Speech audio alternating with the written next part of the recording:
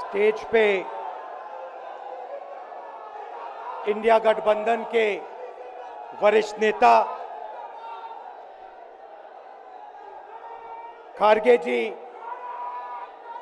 सोनिया जी, शरद पवार जी, भगवंत मान जी, चंपा सोरेन जी, अखिलेश यादव जी, तेजस्वी यादव जी, सीताराम येचुरी जी, फारूक अब्दुल्ला जी, डी राजा जी, भट्टाचार्य जी, महबूबा मुफ्ती जी, Derek O'Brien जी, कल्पना सोरेन जी, त्रिची सिल्वा जी, सुनीता केजरीवाल जी, देवराजा जी, तिरुतोल जी, खुरुम अनिस उमर जी, और stage से मैं केजरीवाल जी और सोरेन जी का भी नाम लेना चाहता हूं, क्योंकि वो आज यहां है नहीं, मगर दिल में हम सब एक साथ खड़े हैं। भाइयों और बहनों, इंडिया गठबंधन के कार्यकर्ताओं, आप सबका यहां बहुत बहुत स्वागत, नमस्कार।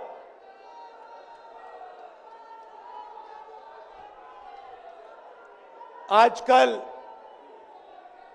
आईपीएल के मैच चल रहे हैं, देखते हो आप लोग। मैच फिक्सिंग शब्द सुना है आपने? सुना है? जब बेईमानी से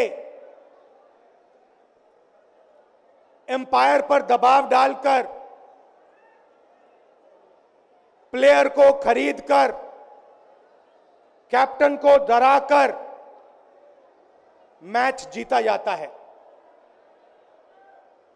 क्रिकेट में उसको मैच फिक्सिंग कहा जाता है। हमारे सामने लोकसभा का चुनाव है। अंपायर किसने चुने? नरेंद्र मोदी ने। हमारी टीम में से मैच शुरू होने से पहले 2 खिलाड़ियों को अरेस्ट करके अंदर कर दिया। तो भाइयों और बहनों, ये जो चुनाव हो रहा है, नरेंद्र मोदी जी इस चुनाव में मैच फिक्सिंग करने की कोशिश कर रहे हैं। ये जो उनका 400 सीट का नारा है,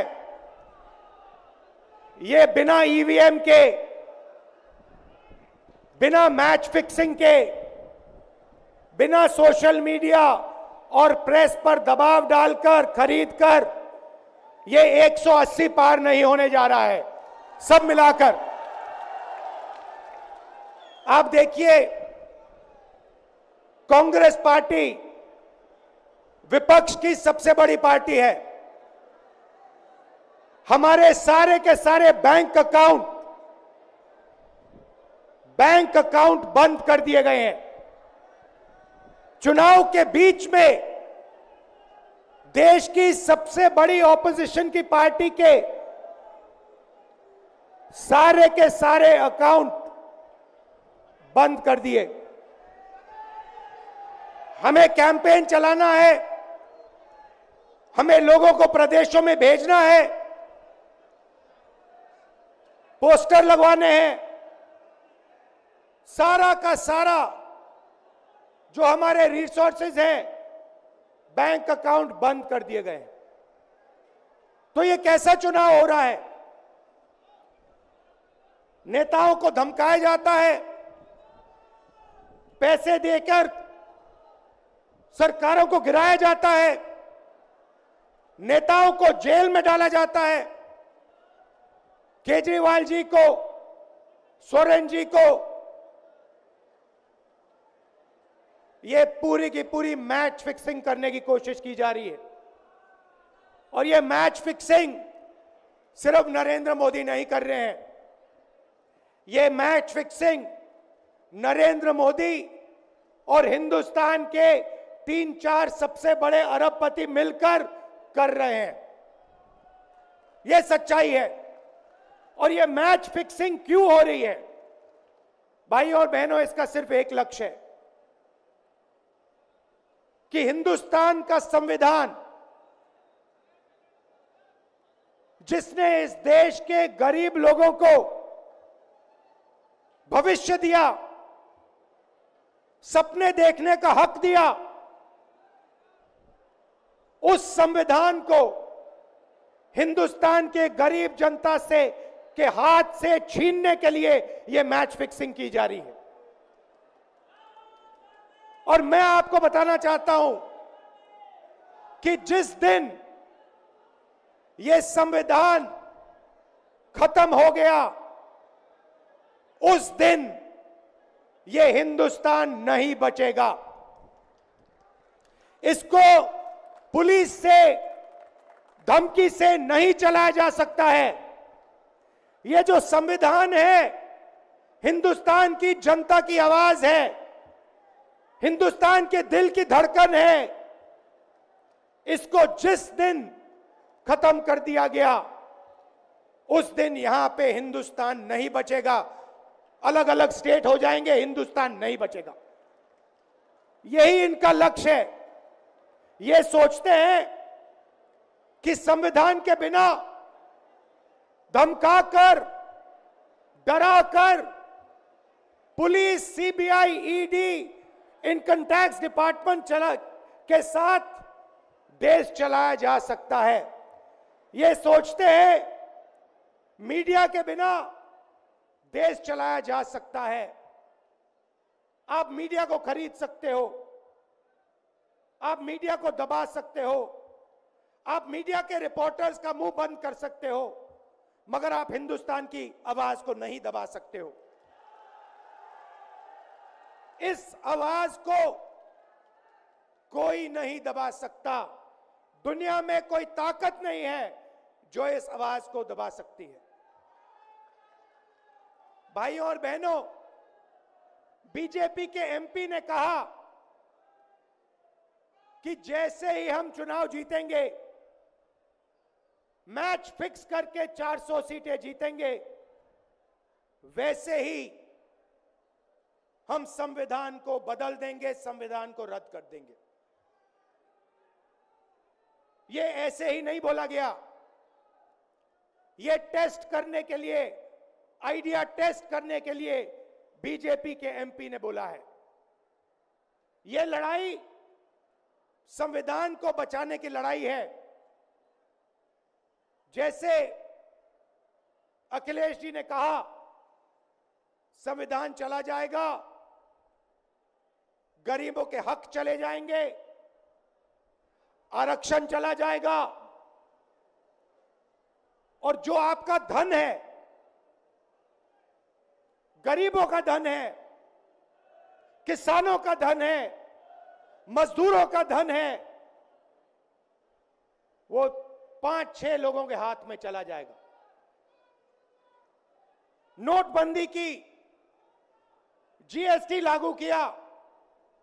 मुझे बताइए, जीएसटी से, नोटबंदी से किस गरीब व्यक्ति को फायदा हुआ?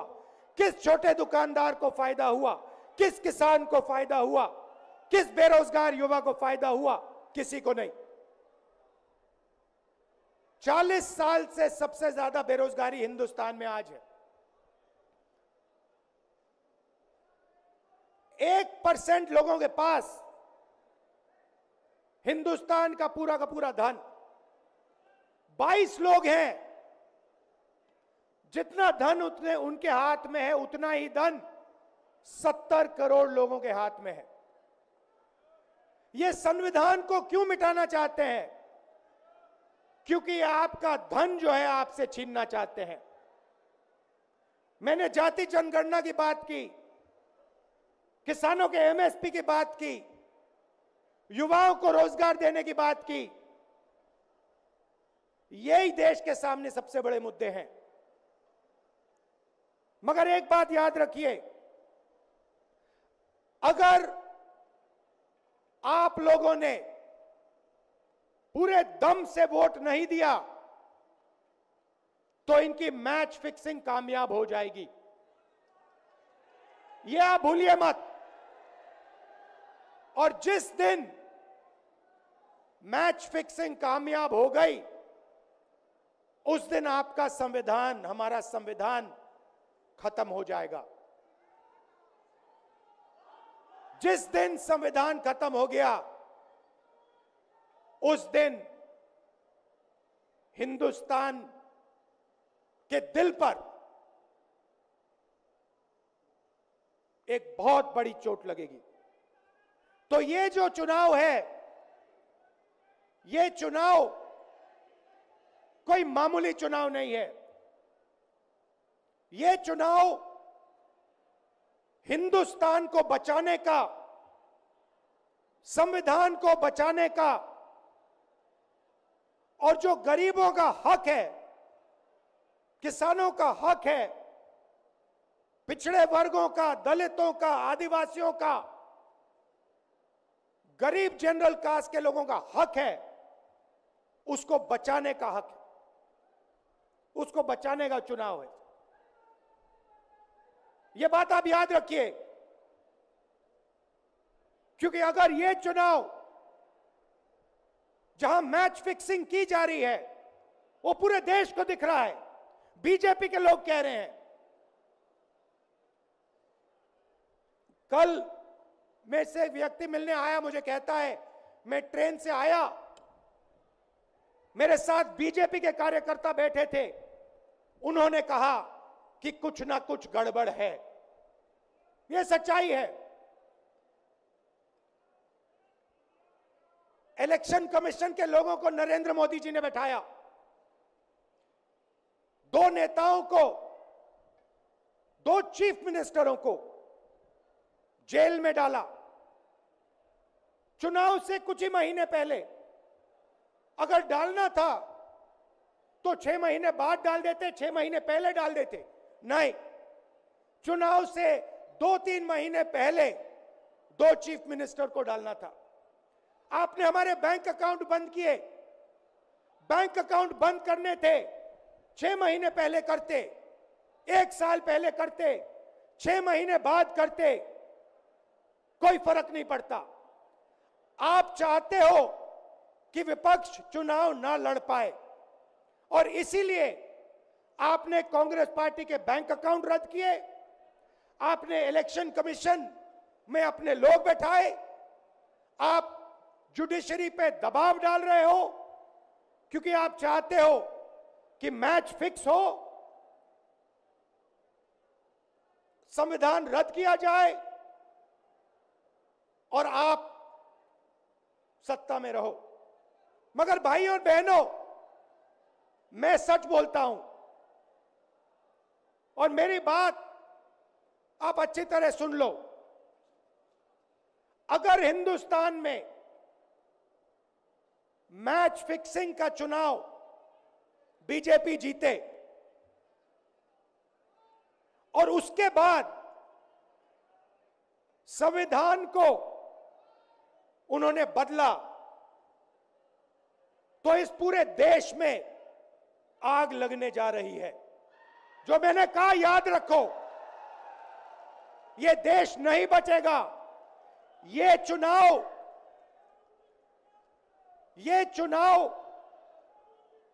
वोट वाला चुनाव नहीं है। यह चुनाव हिंदुस्तान को बचाने वाला चुनाव है, संविधान की रक्षा वाला चुनाव है। धन्यवाद। जय हिंद।